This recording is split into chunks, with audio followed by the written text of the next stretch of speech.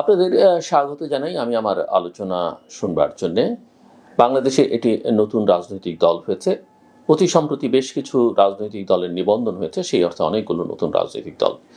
কিন্তু সবচাইতে আলোচিত যেটি, আ বিশেষ করে বাংলাদেশের গণমাধ্যমগুলোকে যেটিকে অনেক বেশি এক্সপোজে দিয়েছে, সেটি হচ্ছে বৈষম্যবিরোধী ছাত্র আন্দোলন এবং জাতীয় নাগরিক কমিটির পক্ষ থেকে যে নতুন রাজনৈতিক সংগঠন করা হয়েছে ন্যাশনাল সিটিজেন্স পার্টি বা জাতীয় নাগরিক দল এনসিপি, সেটিকে ঘিরে এর আত্মপ্রকাশ, চ্যালেঞ্জ এবং রাজনৈতিক প্রেক্ষাপট সবটাই আমাদের কম বেশি জানা বোঝা। আমরা নানান জনের কাছ থেকে নানান বিশ্লেষণ শুনছি, কিন্তু এই দলটিকে নিয়ে আমি খানিকটা আলোচনা আজকে করতে চাই। বাংলাদেশের রাজনৈতিক অঙ্গনে নতুন সংযোজন ঘটেছে ন্যাশনাল সিটিজেন্স পার্টি বা এনসিপির। এটি এমন একটি রাজনৈতিক প্ল্যাটফর্ম যা বিভিন্ন মতাদর্শের মানুষকে একত্রিত করবার লক্ষ্য নিয়ে গঠিত হয়েছে। দলটিতে ডান, বাম, ধর্মীয়, জাতিগত এবং বিভিন্ন শিক্ষা ব্যবস্থা থেকে আসা ব্যক্তি এবং সংগঠনের প্রতিনিধিত্ব রয়েছে। এনসিপি মধ্যপন্থী রাজনীতি চর্চার কথা বলছে বটে, যা একদিকে দলটিকে শক্তিশালী করতে পারে, অন্যদিকে মতাদর্শগত একতা বজায় রাখবার ক্ষেত্রে এটি বড় চ্যালেঞ্জ হয়ে দাঁড়াতে পারে। আপনারা জানেন যে সরকারের একজন উপদেষ্টা পদত্যাগ করে এই দলের দায়িত্ব নিয়েছেন প্রধান হিসেবে। আরও দুজন উপদেষ্টা এখনও সরকারের সঙ্গে যুক্ত রয়েছেন। প্রধান উপদেষ্টার এক ধরনের ব্লেসিংসের মধ্যে রয়েছে। তো এই দলটির প্রধান মতাদর্শগত এবং কাঠামোগত চ্যালেঞ্জ কি? এনসিপির মূল রাজনৈতিক দর্শন এবং আদর্শিক দিক নির্দেশনা নিয়ে বিভিন্ন মহলে প্রশ্ন উঠেছে।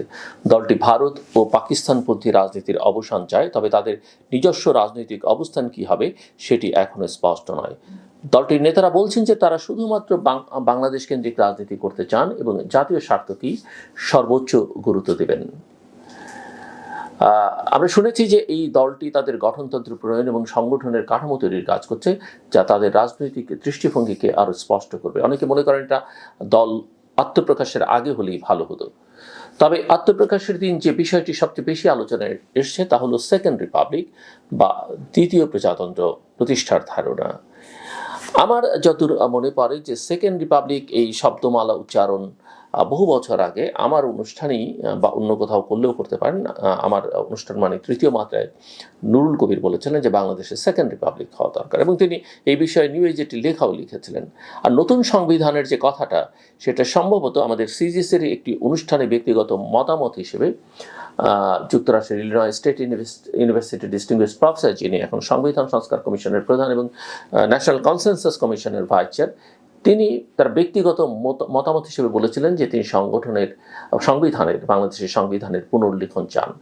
কিন্তু এই সেকেন্ড রিপাবলিক এবং নতুন সংবিধানের প্রস্তাব এই নতুন ন্যাশনাল সিটিজেন পার্টি করেছে। এনসিপির মতে জুলাই 2024-এর গণ অভ্যুত্থানই দ্বিতীয় প্রজাতন্ত্র প্রতিষ্ঠার সূচনা করেছে। দলটি মনে করে এটি গণপরিষদ নির্বাচন করে নতুন সংবিধান প্রণয়ন করতে হবে, যা বর্তমান শাসন ব্যবস্থাকে পুরোপুরি বদলে দেবে। তাদের দাবি হচ্ছে বর্তমান সংসদীয় কাঠামো শুধুমাত্র আংশিক পরিবর্তনের সুযোগ দেয়, অথচ তারা চায় এটি সম্পূর্ণ নতুন রাজনৈতিক বন্দোবস্ত। এই রাজনৈতিক বন্দোবস্তের কথাও কিন্তু অনেক রাজনৈতিক নেতা গত কয়েক বছর ধরে বলছেন। তার মধ্যে আমি গণসংহতি আন্দোলনের প্রধান জোনায়েদ সাকির কথা বলতে পারি, তিনি অনেকবার বিভিন্ন অনুষ্ঠানে কথা বলেছেন। এনসিপির প্রস্তাবিত পরিকল্পনা অনুযায়ী আগামী সংসদ নির্বাচনে বিজয়ী প্রতিনিধিরাই প্রথমে গণপরিষদ সদস্য হিসেবে নতুন সংবিধান প্রণয়ন করবেন, এরপর তারা সংসদ সদস্য হিসেবে দায়িত্ব পালন করবেন। তবে এই প্রস্তাব নিয়ে রাজনৈতিক বিতর্ক সৃষ্টি হয়েছে। বিরোধী দলগুলোর অনেকেই মনে করছে এটি নির্বাচন বিলম্বিত করবার একটা কৌশল হতে পারে। পলিটিক্যাল অ্যানালিস্টদের মতে সংবিধান পরিবর্তনের জন্য বৃহৎ রাজনৈতিক ঐক্য প্রয়োজন, যেটা বর্তমানে অনুপস্থিত, এমনকি আমরা জাতীয় ঐকমত্য কমিশনের এই বিষয়ে তেমন কোনো তৎপরতা লক্ষ্য করছে না। রাজনৈতিক কৌশল এবং সাংগঠনিক পরিকল্পনা এই দলটির কি আছে সেটা যদি আমরা একটু আলোচনা করতে চাই, তাহলে দেখব যে এনসিপি আগামী 3 মাসের মধ্যে দেশব্যাপী সাংগঠনিক কাঠামো গড়ে তুলতে চায়। তারা মহানগর, জেলা এবং উপজেলা পর্যায়ে কমিটি গঠন করবে। দলের নেতৃত্ব বলছে জাতীয় নাগরিক কমিটি ইতিমধ্যে দেশের 400 থানায় সংগঠন গড়ে তুলেছে, যা ধাপে ধাপে এনসিপির সাংগঠনিক কাঠামো পরিণত হবে। এখন প্রশ্ন হচ্ছে যে এখানে একটা চতুরতার আশ্রয় কিন্তু এনসিপি নিয়েছে বা জাতীয় নাগরিক কমিটি নিয়েছে। তারা এটাকে পলিটিক্যাল পার্টি বলেনি, আবার আমরা দেখেছি যে সরকার যখন কোনো ডায়ালগে ডেকেছে পলিটিক্যাল পার্টিগুলোকে, জাতীয় নাগরিক কমিটিকে ডেকেছে, তো এখানে তাদের মধ্যে সবসময় আমরা বলেছি যে এক ধরনের অস্বচ্ছতা ছিল। এই অস্বচ্ছতা থাকাটা তাদের দল সম্পর্কে কোনো ভালো ধারণা মানুষকে দিচ্ছে না। যেমন এখনও দুজন উপদেষ্টা সরাসরি আছেন, সরকারের ধারণা করা যায় যে তারা এই দলটির সঙ্গে সম্পর্কিত। তাদের পেছনেও আরও কোনো উপদেষ্টা থাকতে পারেন, কিন্তু এটিও এক ধরনের অস্বচ্ছতা এবং কেউ কেউ এটাকে অসততাও বলতে পারেন। এছাড়া দলটি এই রমজান মাসেই, রমজান ইতিমধ্যেই শুরু হয়েছে, রমজানের মধ্যেই নির্বাচন কমিশনের নিবন্ধন চূড়ান্ত করতে চায় এবং দলীয় প্রতীক নির্ধারণের কাজও সম্পূর্ণ করবার পরিকল্পনা রয়েছে। এনসিপি তাদের সাংগঠনিক ভিত্তি শক্তিশালী করতে 3টি কমিটি গঠন করবে বলে জানিয়েছে। এক, তারা নির্বাচনী কৌশল কমিটি, যারা ভোটের প্রস্তুতি এবং মাঠ পর্যায়ে সংগঠন পরিচালনা করবে। 2, গঠনতন্ত্র ও দলীয় কাঠামো কমিটি, যারা দলের মূলনীতি এবং আদর্শ নির্ধারণ করবে। এবং 3, জাতীয় রাজনৈতিক কৌশল কমিটি, যারা বৃহত্তর রাজনৈতিক প্রেক্ষাপটে দলকে এগিয়ে নেওয়ার পরিকল্পনা করবে। রাজনৈতিক প্রতিক্রিয়া এবং সমালোচনা আমরা কি দেখতে পাচ্ছি নতুন এই দলকে ঘিরে? দলের আত্মপ্রকাশ অনুষ্ঠানটা খুব জমজমাট করে আয়োজন করবার চেষ্টা করা হলো, সেটা খুব জমজমাট হয়েছে মনে করবার কোনো কারণ নেই, কারণ সেরকম জনসমাগম দেখা যায়নি, কূটনৈতিক মহল থেকে সাড়া পাওয়া যায়নি। নানা অভিযোগ আনা হয়েছে যে কিভাবে সেখানে জনসমাগম করা হয়েছে, সেই সব নানা প্রতিক্রিয়া এবং সমালোচনা রয়েছে। এনসিপির আত্মপ্রকাশের পর থেকেই বিভিন্ন মহলে নানা রকমের মিশ্র প্রতিক্রিয়া আমরা দেখেছি। কেউ কেউ এটিকে একটি নতুন সম্ভাবনা হিসেবে দেখছেন, আবার কেউ মনে করছেন দলটি এখনও তাদের রাজনৈতিক লক্ষ্য এবং কৌশল স্পষ্ট করতে পারেনি, যেটা আমি আগেই বললাম যে সেটা স্পষ্ট করেই আসলে দলের ঘোষণাটা দেওয়া উচিত ছিল তাদের। দলটির ইনকিলাব জিন্দাবাদ স্লোগানও বিতর্ক তৈরি করেছে। এটি ঐতিহাসিকভাবে বামপন্থী বিপ্লবীদের সাথে সম্পৃক্ত, ফলে এনসিপির মতাদর্শ নিয়ে প্রশ্ন উঠেছে। যদিও দলটির নেতারা বলছেন এটি শুধুমাত্র একটি প্রতিরোধের ভাষা হিসেবে ব্যবহৃত হয়েছে এবং দলীয় স্লোগান হিসেবে এখনও চূড়ান্ত নয়।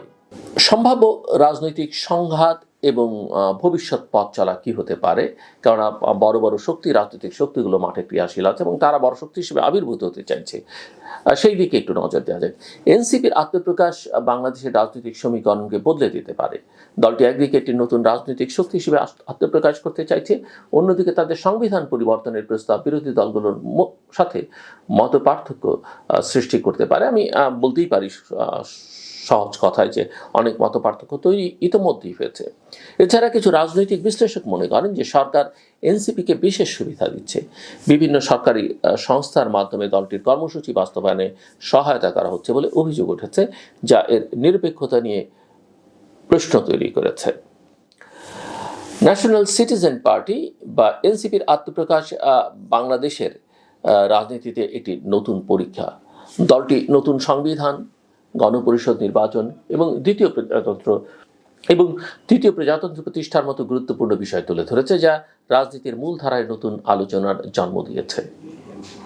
তবে এই রাজনৈতিক দলটির সফলতা নির্ভর করবে তাদের রাজনৈতিক দৃষ্টিভঙ্গি কতটা স্পষ্ট করতে পারে এবং জনগণের সমর্থন কতটা অর্জন করতে পারে তার উপর। একই সঙ্গে সরকার এবং বিরোধী রাজনৈতিক দলগুলোর সাথে তাদের সম্পর্ক কেমন হবে সেটিও অত্যন্ত গুরুত্বপূর্ণ হয়ে উঠবে।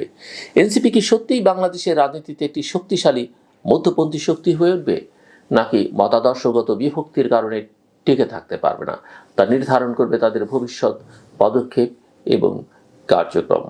তবে একটা কথা বলাই যায় যে বয়ান তারা হাজির করেছে বিভিন্ন সময়ে, যে বডি ল্যাঙ্গুয়েজ বা তাদের যে কথামালা, সেগুলো অনেককে ভাবিয়ে তুলেছে, অনেককে আতঙ্কিত করছে এবং সবচাইতে বড় কথা, তাদের যে রাজনীতি সেটা কিন্তু এখনো পর্যন্ত অনুপস্থিত। আমার কথা শুনবার জন্য আপনাদের অসংখ্য ধন্যবাদ, আপনাদের সবার জন্য শুভকামনা।